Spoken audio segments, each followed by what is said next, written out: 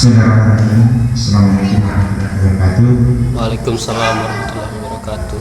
Alhamdulillahirrahmanirrahim. Wassalatu wassalamu ala rasulillah wa ala alihi wasallam. Bapak dan Ibu yang saya hormati, puji syukur kita panjatkan kepada Allah Subhanahu wa taala, Tuhan yang Maha Esa, di mana Beliau yang memberikan kita kesempatan sehingga pada hari ini alhamdulillah kita bisa sempat hadir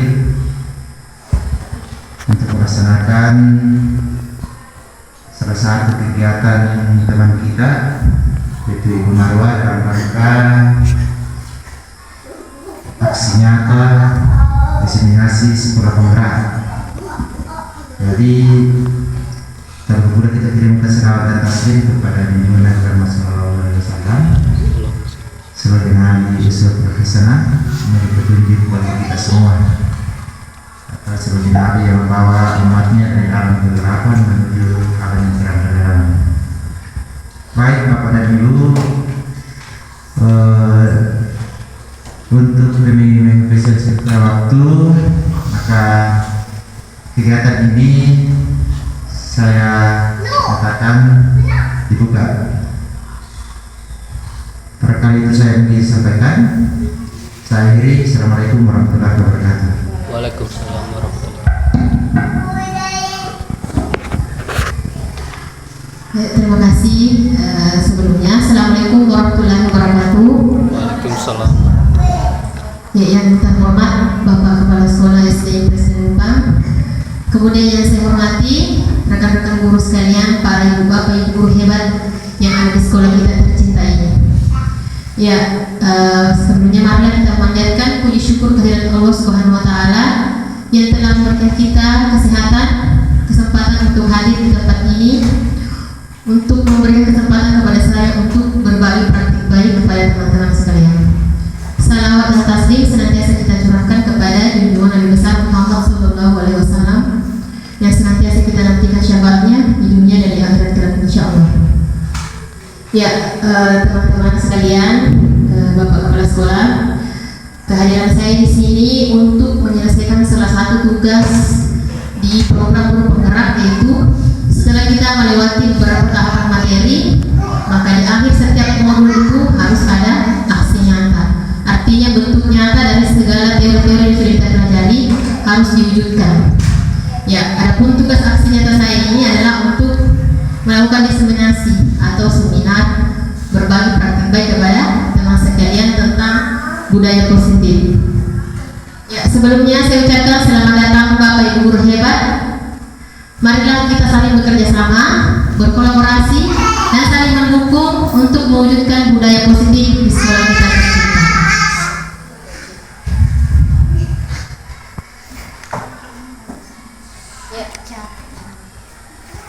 Hadirin yang saya hormati, sebelumnya saya menyampaikan bahwa kehadiran saya di sini bukan untuk menggurui Bapak Ibu guru sekalian. Saya yakin rekan-rekan guru yang di sini banyak yang lebih hebat atau lebih mampu daripada saya. Tapi saya hanya ingin berbagi praktik baik kepada Bapak Ibu sekalian tentang apa yang sudah saya pelajari, pengalaman-pengalaman yang saya peroleh selama mengikuti kegiatan guru penggerak lebih 3 bulan. Jadi kita santai saja Bapak Ibu ya, kita relax saja. Jangan bilang, oh ibu ini menggurui, tidak. Saya di sini ingin sharing. Ketika ada yang salah atau kurang tepat yang saya sampaikan, Bapak Ibu guru boleh membenarkan. Ya, kita sharing saja. Oke?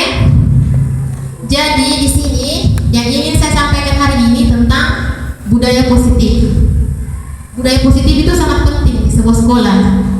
Karena ketika siswa kita sudah mampu menerapkan sesuatu kebiasaan atau tindakan yang berulang yang bersifat positif, maka sekolah kita akan menjadi sebuah lingkungan sekolah yang nyaman dan bisa menuntun siswa untuk mengembangkan potensinya.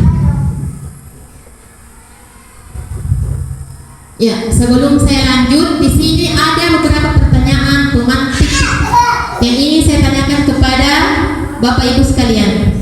Mungkin pengalaman-pengalaman selama ini, selama kita mengajar, bisa mungkin kita refleksi kembali Jadi pertanyaan pertama mungkin bisa dijawab Bapak Ibu ya. Apakah Bapak Ibu sekalian setuju ketika hukuman dikatakan dapat mendisiplinkan anak? Setuju atau tidak? Setuju. Ya. Tidak apa-apa Bapak Ibu ya, kita refleksi dan nanti kita belajar lebih lanjut. Kemudian yang kedua, setujukah kita bahwa pemberian hukuman dengan hal positif seperti membaca atau membersihkan halaman sekolah dapat meningkatkan disiplin anak? Setuju ya? Ya, setuju. Kemudian yang terakhir, memberi penghargaan dapat meningkatkan motivasi belajar anak. Apakah Bapak Ibu sekalian setuju dengan pernyataan ini? Ya, setuju. Saya pun awalnya demikian setuju Bapak Ibu ya, karena saya sering melakukan itu. Saya di kelas biasa menghukum anak-anak, biasa memberi penghargaan, karena anggapan saya bahwa ketika kita memberikan hukuman dan penghargaan itu bisa meningkatkan motivasi belajar. Sebelum saya menerima materi ini saya juga setuju. Jadi nanti kita belajar lebih lanjut, apakah jawaban kita ini sudah tepat atau masih perlu kita refleksi kembali. Salah itu. Ya, sekarang ada suatu praktek yang ingin saya lakukan kepada Bapak Ibu sekalian untuk mengenal filosofi kontrol diri. Sekarang Bapak Ibu silahkan naikkan kepala tangannya, terserah tangan kanan atau tangan kiri. Ya, anggaplah di tangan itu ada sesuatu hal yang sangat berharga untuk masa depan Bapak Ibu yang harus Ibu genggam. Ya, kira-kira kalau ada teman yang menawar atau merayu Bapak Ibu untuk membuka kepala tangan itu, apakah Ibu akan membukanya? Contohnya saya menawar sama Ibu Suri. Ibu Suri, saya kasih kita uang 2 juta. Kira-kira kepala tangannya mau dibuka? Bagaimana Ibu Suri, mau dibuka atau tidak? Pertanyaan untuk lihat itu apa maksudnya itu? Ya. Jadi tetap dipertahankan ya. Ya. Dari sini kita bisa menarik benang merah bahwa yang memegang kontrol atas keputusan dan tindakan kita adalah kita sendiri. Ya, bagaimanapun orang mempengaruhi, kalau kita tidak mau tidak akan bisa. Jadi ini sebuah filosofi Bapak Ibu ya. Kemudian mengangkat kita ke ini. Dari filosofi tadi, saya juga awalnya mengatakan begini, guru bisa mengontrol murid, betul atau tidak? Ternyata itu salah Ibu ya. Tadi kan kita sudah lakukan praktiknya. Bagaimanapun orang, kalau kita tidak mau tidak akan bisa. Begitupun dengan siswa kita. Bagaimanapun kita guru menasihat, menghukum atau apapun itu, kalau mereka tidak mau tidak akan bisa. Ini hanya ilusi. Ya, ternyata selama ini mindset kita tentang pembelajaran itu kurang tepat. Saya ini ya, saya pribadi Bapak Ibu ya, bukan saya mengatakan bahwa Bapak Ibu yang salah mengartikan hal ini. Saya pribadi, awalnya saya mengira bahwa kita bisa mengontrol murid, ternyata tidak bisa. Itu tergantung mereka sebagai pemegang kendali dalam dirinya. Kemudian yang kedua, kritik dapat membuat orang merasa bersalah dan dapat menguatkan karakter.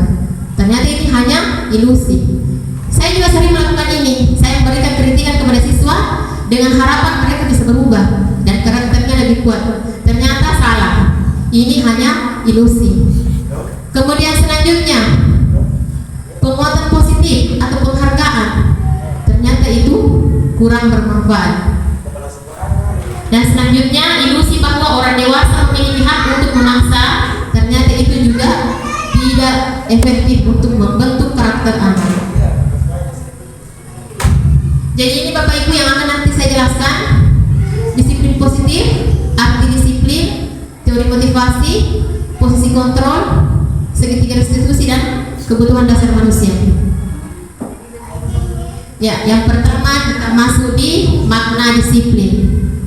Selama ini kita mengartikan disiplin bahwa mengikuti sesuai aturan. Ternyata disiplin itu proses belajar Bapak Ibu ya. Jadi kalau kita mengarahkan anak untuk disiplin, belum langsung sepenuhnya, jangan langsung disalahkannya, karena memang disiplin itu proses belajar. Belajar kontrol diri, menggali potensinya.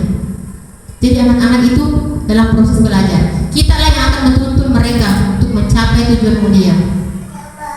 Nilai apa yang diharapkan dalam tuntunan disiplin itu. Ini ya. Ini digaung-gaungkan oleh Pak Menteri. Bagaimana kita menanamkan profil pelajar Pancasila. Ini nanti kalau kita sudah terapkan kurikulum merdeka, ini yang harus kita capai, karakter ini. Anak harus mampu beriman, bertakwa kepada Tuhan Yang Maha Esa. Yang kedua, mandiri.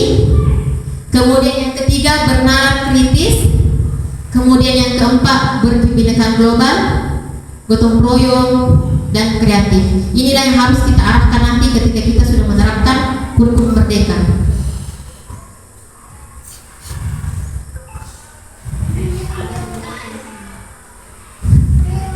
Ya. Sehubungan dengan tadi, kontrol diri, inilah hal penting yang Bapak Ibu harus kenali sebelum kita memberikan keputusan kepada murid-murid kita. Kita harus kenali bahwa murid kita melakukan sesuatu itu motivasinya apa, tujuannya apa ya. Yang pertama, apakah dia untuk menghindari hukuman? Biasa anak-anak begitu ya, Bapak Ibu, di kelas saya sendiri, anak-anak mengerjakan tugas hanya untuk menghindari hukuman. Sekali saya periksa jawabannya, pertanyaan ke kanan, jawaban ke kiri. Karena ini mereka melakukan hanya untuk menghindari hukuman. Berarti motivasinya dari luar. Ini belum kuat karena hanya motivasi eksternal. Kemudian selanjutnya, untuk mendapatkan imbalan. Biasa anak-anak di kelas saya sendiri, Bapak Ibu, saya janjikan siapa yang datang pagi-pagi akan saya kasih hadiah atau nilai yang tinggi. Ternyata itu tidak baik, karena dia hanya motivasi dari luar, bukan dalam diri anak itu. Anak itu hanya fokus, oh saya dapat hadiah, makanya saya harus ini. Awalnya saya mengira ini benar, Bapak Ibu ya, bahwa kalau kita beri penghargaan, anak-anak akan termotivasi. Ternyata itu tidak efektif untuk membentuk karakter dalam dirinya. Yang harus kita bentuk itu adalah ini, motivasi internal. Anak-anak melakukan itu untuk apa? Untuk menghargai diri sendiri. Mereka menyadari bahwa ketika saya melakukan ini, dampaknya untuk saya apa? Contohnya, ketika dia melakukan membersihkan kelas, oh dampaknya kepada saya akan merasa nyaman belajar, kelas saya bersih. Jadi bukan untuk mengharapkan imbalan. Kalau misalnya dia melanggar aturan, dampaknya mungkin saya diberi konsekuensi. Jadi ini yang harus kita tingkatkan, Bapak Ibu ya. Bagaimana menanamkan kontrol diri dalam anak itu. Jadi bukan lagi memberikan hukuman, bukan penghargaan, tapi kita mengarahkan mereka untuk bisa menanamkan motivasi internalnya. Mungkin Bapak Ibu kita sudah familiar dengan gambar ini. Ya, beliau adalah Bapak Pendidikan Ki Hajat Dewantara. Beliau memberikan semboyan bahwa merdeka itu tidak hanya terlepas dari pemerintah, akan tetapi mampu memerintah diri sendiri. Ya, inilah dasar kenapa kurikulum kita, kurikulum merdeka. Guru merdeka belajar, siswa juga merdeka belajar. Artinya apa? Siswa harus mampu mengarahkan dirinya sendiri. Tugas kita guru hanya menuntun. Ini yang menjadi penekanan Ki Hajat Dewantara, bahwa guru hanya menuntun. Ibaratnya ketika kita menanam padi, anak-anak jangan dipaksa untuk tumbuh jadi jagung. Tapi apa yang kita lakukan adalah menuntun anak itu, merawatnya supaya kelak dia menjadi padi yang berkualitas. Jadi kalau anak-anak itu jangan kita harus seperti ini semua mata pelajaran kamu harus selesai. Tidak, Bapak Ibu ya. Anak-anak itu dari lahir punya potensi. Nah, tugas kita hanya mengembangkan potensi itu, bukan memaksa mereka untuk berubah sesuai dengan apa yang kita inginkan.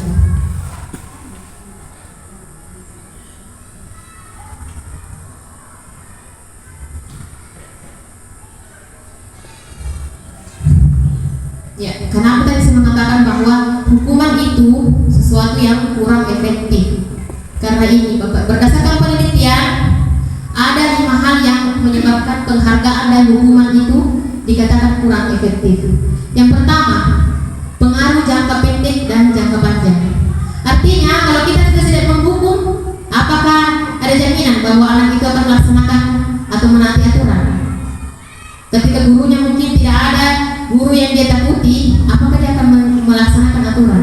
Jadi itu yang menjadi pertimbangan jangka panjang dan jangka pendeknya. Kemudian penghargaan menurunkan kreativitas. Ya. Makanya saya selama ini pribadi Bapak Ibu ya, saya jarang sekali mengurutkan ranking ketika membagikan rapor karena ini termasuk bisa menurunkan kreativitas. Artinya anak-anak fokus pada penghargaannya, bukan pada pengembangan intelektualnya untuk menemukan sesuatu yang baru. Mereka fokus bagaimana saya bisa ranking 1 supaya dapat penghargaan, bukan pada pengembangan kreativitasnya. Kemudian penghargaan mengurangi ketepatan, penghargaan tidak efektif, dan penghargaan menurunkan motivasi intrinsik. Artinya anak hanya fokus pada penghargaannya.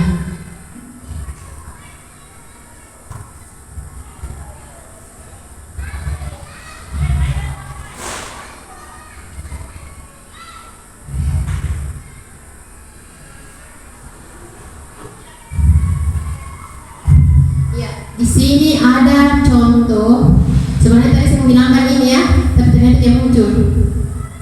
Ada beberapa tindakan yang biasa kita lakukan sekolah. Saya ingin Bapak Ibu sekalian mengklasifikasikan dia termasuk hukuman atau konsekuensi. Ya ini bisa saja berubah Bapak Ibu ya, ini cuma jawaban saya. Mungkin jawaban Bapak Ibu sekalian berbeda. Yang pertama, ketika kita menyuruh anak mencatat 100 kali karena terlambat, hukuman atau konsekuensi? Konsekuensi artinya tanggung jawab atas kesalahannya. Kira-kira ini hukuman atau konsekuensi kalau anak mencatat 100 kali? Hukumannya. Iya, oke. Kenapa dikatakan hukuman? Karena tidak ada hukumannya, terlambat dengan mencatat 100 kali. Kemudian selanjutnya, lari keliling lapangan basket 2 kali karena terlambat hadir di sekolah. Hukuman atau konsekuensi? Ya, ada yang mengatakan konsekuensi. Mungkin Ibu bisa alasannya kenapa mengatakan konsekuensi. Saya tidak menyalahkan ya, semua pendapat benar. Kenapa tadi itu bagaimana dari pernyataannya? Lari mengelilingi lapangan basket 2 kali karena terlambat hadir di sekolah. Anggaplah lapangan. Karena kenapa saya katakan seperti itu karena di sekolah kan sudah ditetapkan jam masuk. Nah mungkin agar supaya tidak mengulangi lagi seperti itu. Saya harus bertanggung jawab dengan keterlambatan yang hari ini dilakukan agar tidak terulang lagi besok-besok harinya. Oke, terima kasih Ibu atas jawabannya. Yang ini memang bisa menyebabkan berpendapat ya. Tapi menurut teori, saya tidak menyalahkan ya pendapat Ibu. Tapi menurut teori ini adalah hukuman. Karena tidak ada hubungan lari dengan anak itu terlambat. Mungkin kita bisa mencari cara lain untuk memberikan konsekuensi. Kemudian yang ketiga, murid diminta push up 15 kali karena tidak menggunakan masker. Hukuman atau konsekuensi? Ya, hukumannya sepertinya tidak koneksi antara push up 15 kali kalau dia tidak pakai masker. Kemudian selanjutnya, menggantikan kertas tugas teman yang telah dicoret-coret. Hukuman atau konsekuensi ketika kita mengarahkan anak mengganti kertas temannya yang sudah dia coret? Ya, konsekuensi ini bentuk tanggung jawabnya. Dia harus ganti karena dia sudah mencoret. Membersihkan tumpahan air di meja karena tersenggol pada saat belajar. Ya, ini konsekuensi. Ya. Karena tidak ada hukuman fisik di sini Bapak Ibu ya, tidak ada. Ya dia bersihkan karena memang dia tumpahkan. Jadi dia konsekuensi. Artinya bentuk tanggung jawab anak itu atas kesalahannya. Kemudian selanjutnya, murid tidak mengenakan sepatu seharian di sekolah karena tidak mengenakan sepatu hitam. Konsekuensi atau hukuman itu? Ada anak yang mengenakan sepatu putih akhirnya dihukum tidak memakai sepatu seharian selama di sekolah. Jadi pertanyaan hukuman Bapak Ibu ya, terlalu berat untuk ditanggung anak itu. Dia tidak menggunakan sepatu seharian, dia akan merasa malu, tidak bisa kemana-mana karena tidak menggunakan sepatu. Nah selanjutnya terakhir, lari mengelilingi lapangan basket 2 kali karena terlambat 10 menit untuk pelajaran PJOK. Ya, ini konsekuensi karena PJOK. Lari dengan kegiatan PJOK itu ada hubungannya. Jadi dia termasuk konsekuensi. Jadi dia bukan menghukum Pak Guru di. Iya, karena kebetulan sini ada guru Bapak guru PJOK. Iya, ternyata ini bukan menghukum. Akan ada hubungan dengan pelajaran PJOK. Jadi di sini nanti Bapak Ibu ketika anak melakukan kesalahan atau melakukan satu hal yang tidak sesuai dengan aturan, kita harus bisa memilah. Kita memberikan hukuman atau konsekuensi. Kalau konsekuensi itu bisa menuntut anak untuk bertanggung jawab. Jadi kalau ada siswa yang tidak kerja PR, disuruh kerja ulang itu PR-nya, itu konsekuensinya ya. Iya boleh. Pada saat istirahat itu konsekuensinya. Saya suruh tidak kerja. Karena ada hubungannya. Kalau mencatat, rasanya itu terlalu jauh dari. Padahal saya juga seterapkan itu. Saya begitu pribadi Bapak Ibu ya, selama ini sebelum mengikuti guru penggerak, pokoknya anak yang tidak punya tugas 3 lembar harus dicatat. Ternyata saya salah. Ya kalau menurut teori katanya itu kurang tepat, Bu. Tapi kita juga tidak bisa maksa ya, karena siswa kita juga mungkin teori ini sampelnya siswanya yang baik-baik semua. Kalau di sini kan siswanya, ya. Jadi saya hanya mengarahkan ya, tergantung Bapak Ibu sekalian, bagaimana siswa kita di kelas, pasti Bapak Ibu yang lebih tahu. Ya, kondisi siswa juga kita di sini, bagaimana lingkungan orang tuanya, lingkungan kesehariannya, mungkin beda dengan di perkotaan. Kalau di perkotaan rata-rata orang tua yang berpendidikan membentuk anaknya dari rumah dengan karakter yang baik. Nah, jadi ini Bapak Ibu ya, perbedaan hukuman dengan konsekuensi. Sesuatu yang menyakiti, apa itu? Menyakitkan harus terjadi. Kira-kira kalau anak dihukum sekali, bagaimana menurut perasaan menyakitkan atau tidak? Ya itu menyakitkan bagi siswa ya. Kemudian membuat anak sakit fisik maupun hati untuk jangka waktu yang lama. Ya, menurut teori Bapak Ibu ya, bahwa kalau kita memberikan hukuman kepada anak itu membekas dalam hatinya. Jangka lama dia akan merasakan sakit hati. Mungkin begitu di kelas saya, karena selama ini saya selalu menghukum. Ternyata siswa saya dia sudah ditegur tidak mau berubah, jadi mungkin ini dampaknya ketika kita menerapkan hukuman. Anak membenci kedisiplinan, kemudian paksaan. Kalau konsekuensi dia stimulus tanggapan, mendorong anak menyakiti diri sendiri, konsep diri yang buruk, anak belajar menyembunyikan kesalahan. Ya biasa Bapak Ibu ya, kalau kita selalu menghukum, anak-anak tidak berani mengakui kesalahannya, dia sembunyikan. Anak temannya yang beritahu, ibu ini dia coret buku saya, karena dia takut hukuman. Kalau kita kasih konsekuensi, dia akan mematuhi peraturan dan mau mengakui kesalahan. Ya inilah teori dan hasil penelitian yang discussed the 5 position of control.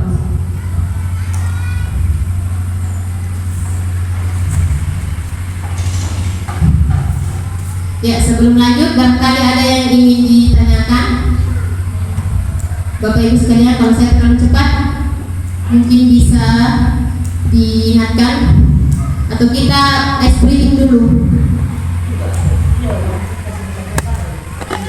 Oh dikasih besar.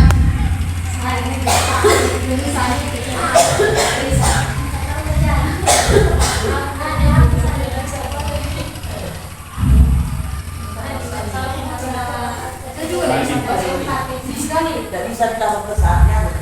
Lebih besar. Dikasih agak bentar itu tulisannya. Ya di besarkan tulisannya. Kalau saya kasih kita itu bobet itu yang harus terjadi. Saya tuh dia masih belum. Oh, bisa sekali itu. Dia tidak pakai sama itu. Adisinya ini kayak tadi kita besarkan dulu yang besar.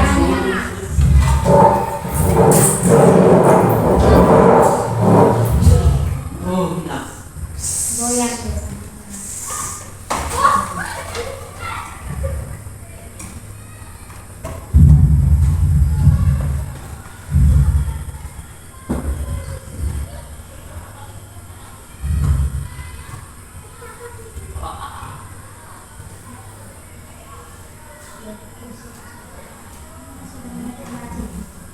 Sudah jelas dilihat tulisannya Bapak Ibu sekalian?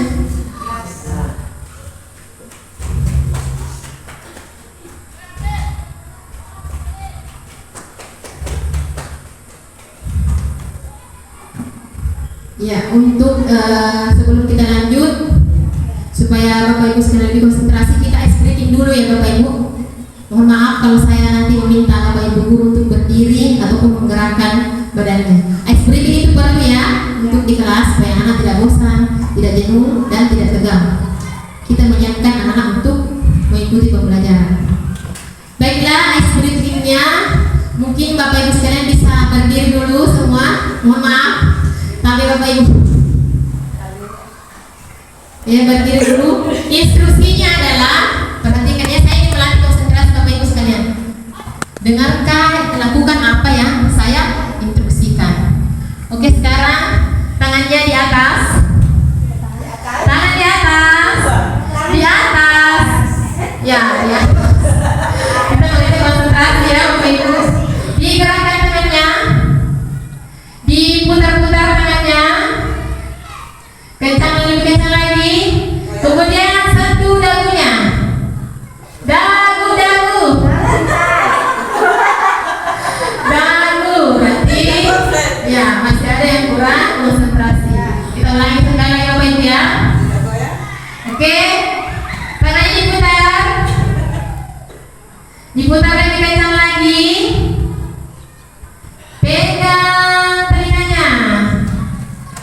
Oh, berarti sudah konsentrasi. Ya, terima kasih Bapak Ibu. Silakan dulu semuanya, tepuk tangan dulu.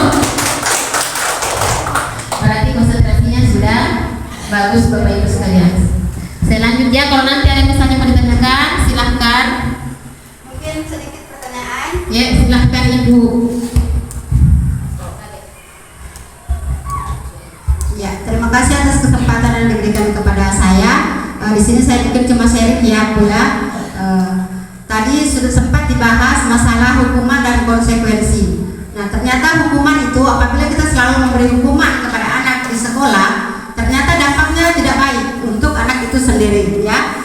Nah, bagaimana kira-kira pertanyaannya menjadi pertanyaan, bagaimana kira-kira dengan tipe anak yang dia nanti dihukum secara tidak langsung ya, nanti diberikan hukuman baru dia bisa merubah sikapnya itu. Karena kalau cuma konsekuensi, apa itu? Ya dianggap remeh. Jadi bagaimana tindakan apa? Apakah kita tetap memberi hukuman sementara sudah dijelaskan dalam proses kurikulum Merdeka ini bahwa hukuman itu kalau bisa tidak ditiadakan di lingkungan sekolah ya. Itu pertanyaan. Jadi bagaimana kira-kira dengan tipe anak yang dia nanti mesti dihukum baru bisa dia rubah keburukannya itu atau kejelekannya. Terima kasih. Ya, pertanyaan luar biasa dari Ibu Sasiza, tepuk tangan dulu. Ya, pertanyaan yang sama juga dari saya pada saat saya mengikuti materi ini. Karena ada memang siswa nanti dihukum baru mau mendengarkan. Ini jawaban saya lontarkan menurut pada saat elaborasi pemahaman di buku penggerak. Katanya mungkin kita harus melakukan pendekatan dulu. Kita harus tanya kenapa anak ini bisa melakukan kesalahan itu. Kemudian mungkin barangkali ada faktor dari keluarganya, dari rumah, atau mungkin dia ingin merasa apa? Mungkin kurang kasih sayang, jadi dia mencari perhatian kepada kita. Nah itu jawaban. Caranya adalah tetap katakan hukuman kalau bisa jangan. Tapi kita lakukan segitiga restitusi. Dan nanti saya jelaskan ini Bapak Ibu ya. Segitiga restitusi yang pernah saya lakukan untuk kelas 6. Ini solusinya katanya. Jadi nanti bisa kita mungkin coba. Nanti juga saya akan berikan contoh videonya bagaimana melakukan segitiga restitusi untuk anak yang selalu melakukan pelanggaran. Ya, bagus sekali pertanyaannya Ibu. Nah, sehubungan dari pertanyaan Ibu Guru yang sangat luar biasa. Nah ini, kenapa anak-anak sering melakukan kesalahan? Karena ada kebutuhan yang ingin dia penuhi. Ini semua sama ya, kita juga Bapak Ibu ya. Ini kebutuhan manusiawi, kebutuhan dasar manusia. Yang pertama, rasa kasih sayang dan rasa diterima. Saya melihat siswa saya itu ada beberapa yang selalu mau diutamakan. Mungkin di rumah dia kurang kasih sayang, ya, mungkin kurang diterima. Akhirnya dia melakukan berbagai hal supaya kita perhatian sama mereka. Sebenarnya tidak salah Bapak Ibu ya, cuma yang salah adalah cara mereka untuk memenuhi. Ini kan manusiawi. Kita manusia semuanya punya ini kebutuhan dasar ini, kasih sayang dan rasa terima. Itu yang pertama. Mungkin di rumahnya jarang diperhatikan sama orang tuanya, akhirnya dia mencari perhatian di sekolah. Nah, mungkin caranya yang salah. Jadi sinilah tugas kita bagaimana menuntun anak-anak itu memenuhi kebutuhannya dengan cara yang positif.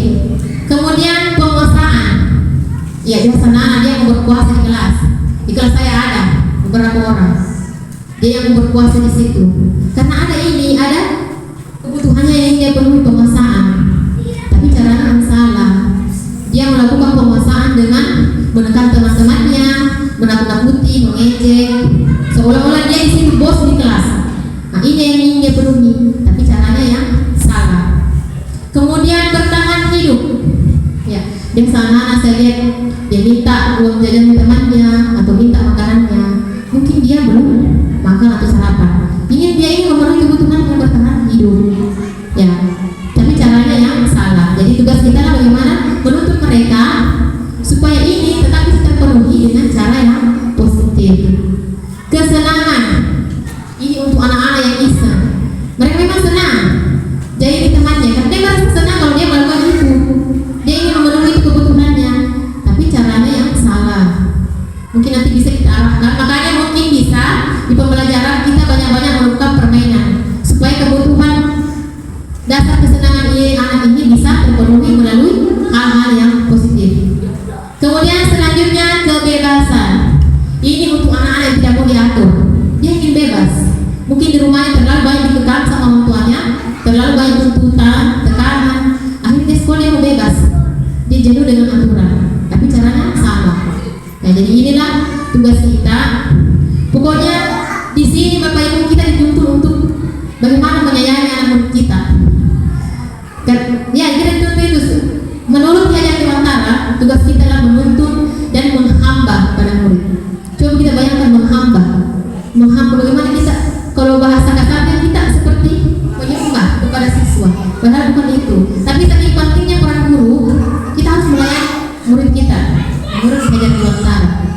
Ya, kalau kita beri kasih sayang, maka murid itu bisa berkembang sesuai dengan potensinya. Inilah tugas guru katanya harus kita lakukan, menuntun dan menghamba. Semenjak saya mengikuti guru penggerak ini, saya sedikit ya belum maksimal saya juga lakukan, karena anak-anak juga banyak yang belum memahami ini. Nanti kalau kita kasih hati, mereka tambah senang. Jadi saya perlahan-lahan menerapkan ini, belum maksimal juga saya terapkan Bapak Ibu, tapi saya hanya ingin berbagi kepada kita semua bahwa ternyata seperti ini teori-teori untuk seorang guru menjadi seorang pendidik.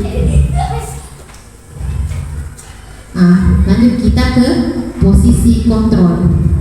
Saya ingin Bapak Ibu semua merefleksi ya, satu persatu. Saya ingin nanti ada jawaban. Kira-kira selama mengajar atau menjadi pendidik, posisi kontrol Bapak Ibu di mana? Apakah di penghukum, atau membuat orang merasa bersalah, atau teman, atau pemantau, atau manajer?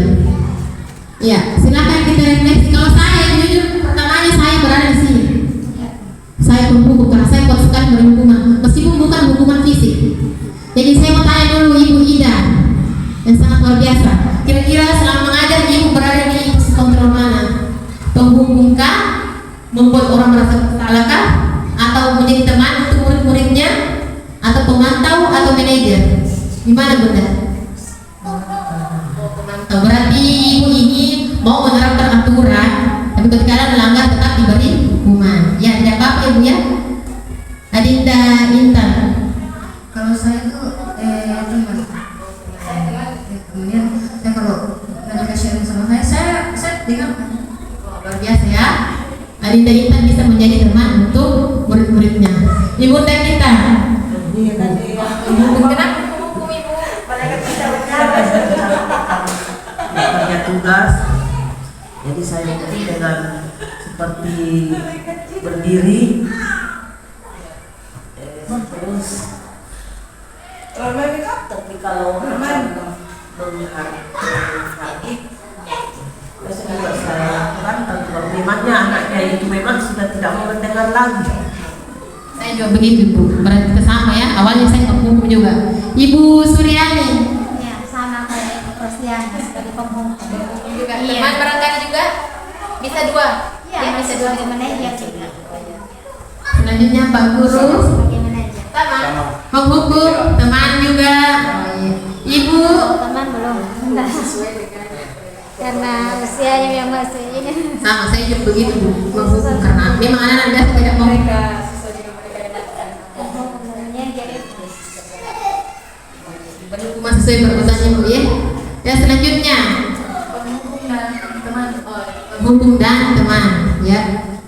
Kemudian terakhir ibu guru kira-kira berada di posisi kontrol yang mana? Bisa menjadi penghukum, bisa juga menjadi teman. Oke, iya, saya juga begitu ya. Anak-anak tertentu saya jadikan teman, anak yang tidak mendengar saya hukum. Tapi ternyata Bapak Ibu, di antara kelima ini yang seharusnya kita berada posisinya adalah di manajer. Lagi-lagi tadi karena hukuman dan penghargaan itu harus sebaiknya ditiadakan. Manajer, bagaimana kita menuntun anak untuk mengontrol dirinya sendiri. Ya, menurut teori inilah posisi kontrol yang paling ideal. Saya pun belum terlalu menerapkan ini ya, masih dalam proses belajar.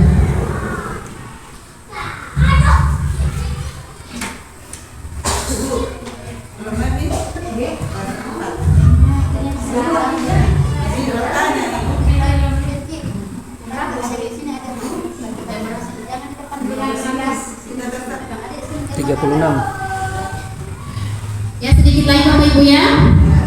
Selanjutnya, tadi pertanyaannya Ibu Guru, bagaimana caranya menghadapi anak-anak yang baru dihukum baru dia mau mendengar. Nah ini kita melakukan restitusi. Ya, pernah saya praktekkan ini ya untuk siswa saya. Tapi apa jawaban mereka? Saya memaafkan Bu, yang penting dia mengganti. Karena temannya tidak ada punya uang, jadi saya damaikan lagi. Ya, segitiga restitusi itu seperti ini Bapak Ibu ya. Ada 3 tahapan yang harus kita lakukan ketika ada anak melakukan kesalahan. Yang pertama, menstabilkan identitasnya. Biasa kalau kita anak melakukan kesalahan, tambah saya pribadi Bapak Ibu ya, kalau saya marah-marahi, padahal itu salah. Dia sudah merasa dirinya gagal ketika dia melakukan kesalahan. Tugas kita adalah bagaimana menstabilkan itu identitasnya, buat mereka menjadi bangga kembali pada dirinya, buat mereka menjadi semangat kembali bahwa mereka bisa menjadi orang yang baik. Itu di menstabilkan identitas. Jadi jangan kita langsung kamu memang begini, nama memang ini anak. Nah ternyata secara teori tidak. Tapi apa yang kita harus tanyakan, kita netralkan perasaan anak. Oh iya, nah kamu setiap orang pasti pernah melakukan kesalahan. Jadi dia merasa oh bukan cuma saya pasti bisa memperbaiki. Nah, selanjutnya setelah kita menstabilkan identitasnya, anak itu mulai merasa nyaman dengan kita. Selanjutnya kita validasi kebutuhannya. Kita tanya apa alasan dia melakukan itu. Pasti ada alasan. Semua anak melakukan sesuatu pasti ada alasannya. Nah, kita bisa tanya apa alasanmu? Ada cara lain tidak untuk memenuhi itu? Nah, itu kan anak berpikir oh iya ya, mungkin saya bisa melakukan ini supaya kebutuhan saya terpenuhi. Kemudian jadi inilah contoh kesepakatan kelas yang bisa kita buat di kelas. Terserah Bapak Ibu mau masukkan yang mana. Kalau misalnya ini yang di sebelah kanan ini kita tulis, kami guru dan murid yang saling menyayangi. Artinya murid akan selalu saling menghargai dengan temannya. Kalau yang kedua, murid yang semangat belajar. Kalau kita yakini ini, maka murid akan terus semangat belajar, tidak lagi malas kerja tugas. Kalau yang ketiga, murid yang peduli dengan teman-teman.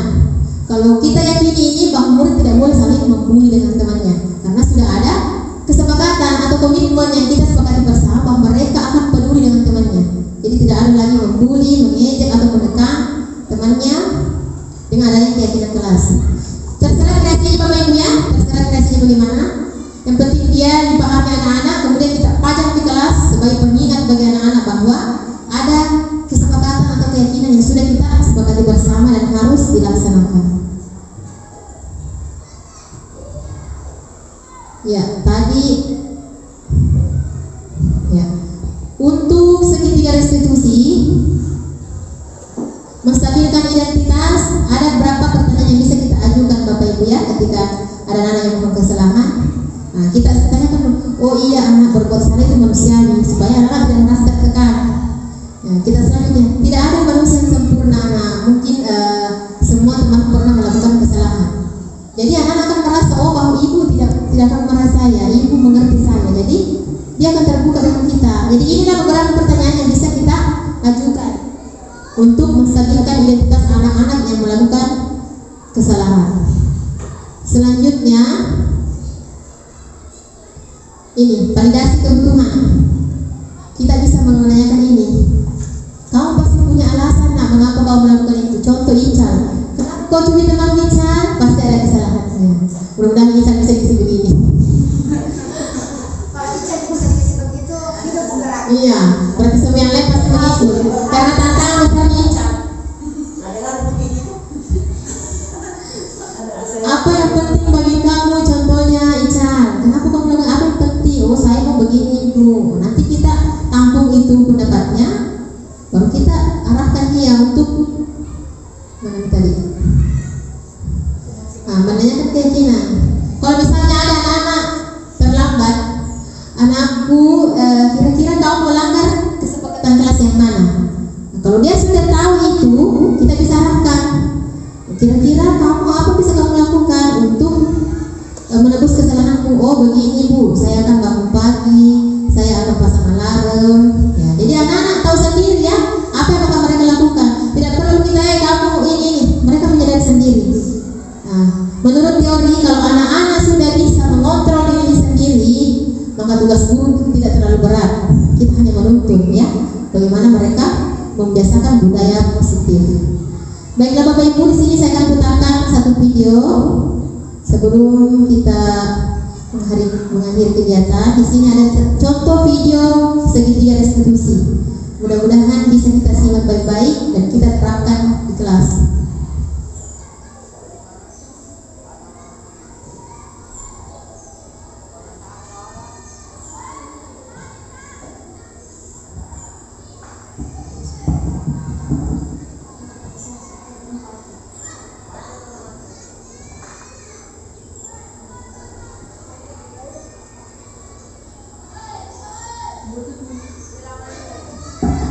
Tidak pakai mic.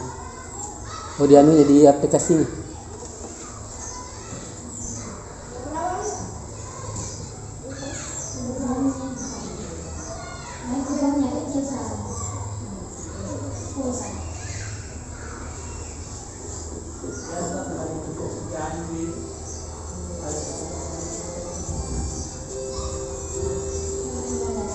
Oh,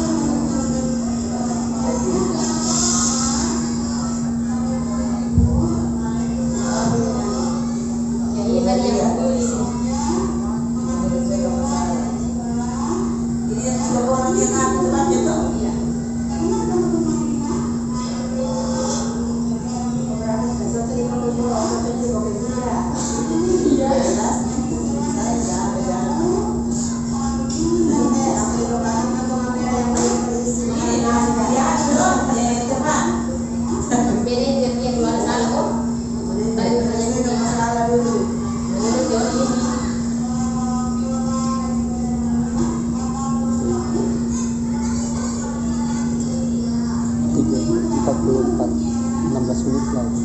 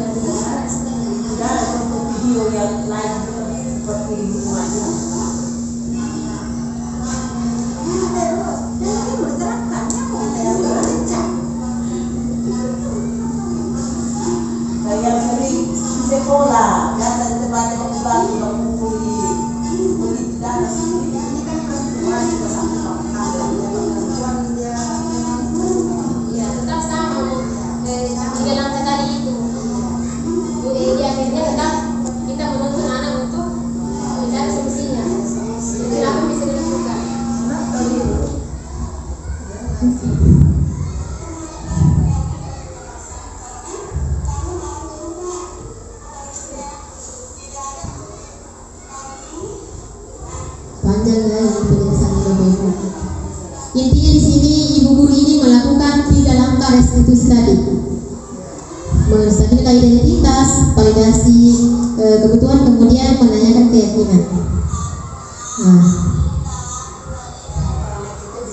ya akhirnya dia bisa menyadari kesalahan bahwa saya salah. Kemudian yang harus saya lakukan untuk menebus kesalahan saya sebagai konsekuensinya adalah ini.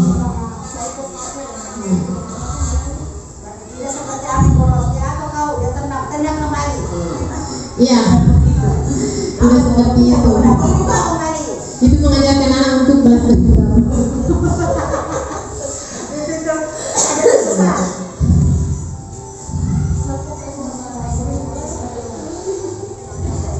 Nah ini untuk anak yang sering datang terlambat karena rumahnya jauh dan sering tidak mengerjakan tugas sekolah dengan alasan lebih banyak bermain game. Ya tapi kurang lebih sama Bapak Ibu ya tadi langkah-langkahnya. Nah ini anaknya ini. Ya sering terlambat dan tidak mengerjakan tugas.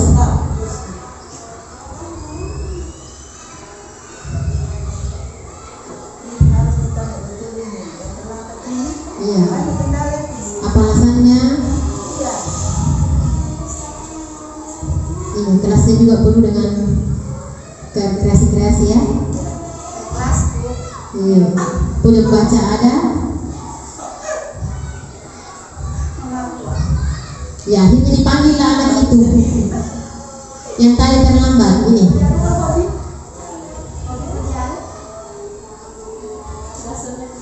Ya, menanyakan kabar. Iya, itu juga penting Bapak Ibu. Kita usaha jangan menghukum anak-anak di depan temannya, karena itu akan membuat dia merasa menyalahkan dirinya, merasa tidak berharga. Jadi mungkin bisa dipanggil ke kantor atau ke ruangan lain. Selama ini kita pokoknya kita puas kita kalau teman-temannya lihat Saya juga begitu supaya temannya lain juga lihat ternyata itu kurang efektif untuk menguatkan karakter. berarti kalau guru begitu juga ya Bu ya.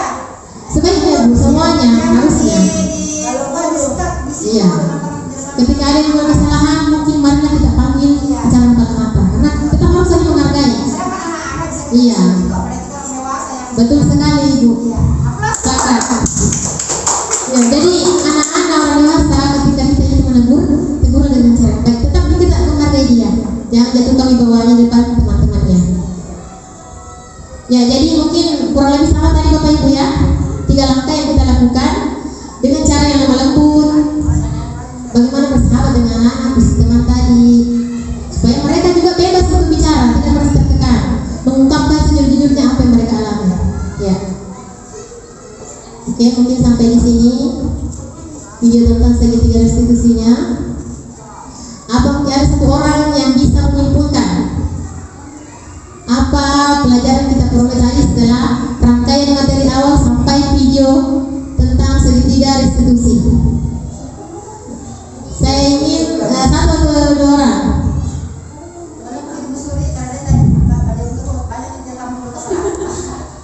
Bapak Ibu, siapa yang bisa menyimpulkan?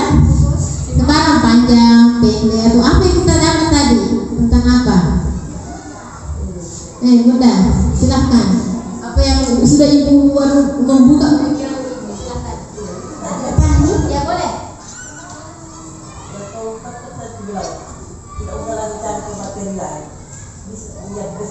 Terima kasih atas kesempatan yang kedua kalinya ini. Di sini saya mungkin mengambil satu kesimpulan dari apa yang telah kita pelajari hari ini atau yang kita sharing hari ini.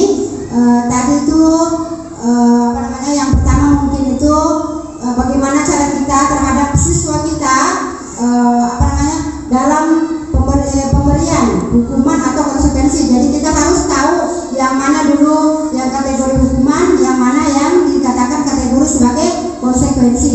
Nah, kemudian setelah melihat video pembelajaran tadi bahwa selama ini ternyata apa yang saya pribadi terapkan di dalam kelas itu ternyata masih banyak kekurangannya dalam atau bisa dibilang salah dalam penerapan saya ini ya. Jadi alhamdulillah dengan adanya kegiatan hari ini mungkin bisa menjadi motivasi saya untuk bisa merubah hal-hal yang salah tadi yang saya terapkan di dalam kelas. Ya mungkin itu saja Bu kesimpulan yang hari ini yang dapat saya ambil dari sharing hari ini. Ya, terima kasih. Ya, plus dulu untuk Ibu Guru Tasmita. Ya, kurang lebih mungkin seperti itu semua juga teman-teman yang kita tonton. Saya pun masih belajar Bapak Ibu ya. Bukan berarti saya berdiri di sini bahwa saya sudah maksimal di kelas belum. Bisa kita jalan, saya pun masih belajar. Jadi sama-sama kita belajar berkolaborasi supaya sekolah kita ini bisa betul-betul menerapkan budaya positif yang bisa menjadi contoh untuk sekolah lain dalam menerapkan profil pelajar Pancasila. Ya, demikianlah materi saya yang bisa saya sampaikan hari ini. Sesuatu itu akan lebih bermakna jika ada hasil yang kita peroleh. Jadi untuk teman-teman mungkin nanti bisa menjawab pertanyaan-pertanyaan ini ketika sudah selesai kita materi sebagai bahan pembelajaran juga bagi saya, bahwa sampai di mana teman-teman bisa memetik apa yang saya sampaikan hari ini. Baiklah teman-teman, mungkin itu saja yang bisa saya sampaikan. Jika ada hal-hal positif atau yang benar yang saya sampaikan itu datang dari Allah Subhanahu wa Ta'ala. Jika ada yang salah itu datang dari pribadi saya sendiri, jadi kiranya mohon dimaafkan. Saran ataupun hal-hal lain yang baru untuk saya tetap saya terima dari pengalaman teman-teman sekalian. Ya, mungkin saya bisa sampaikan. Akhir kata, Assalamualaikum warahmatullahi wabarakatuh. Salam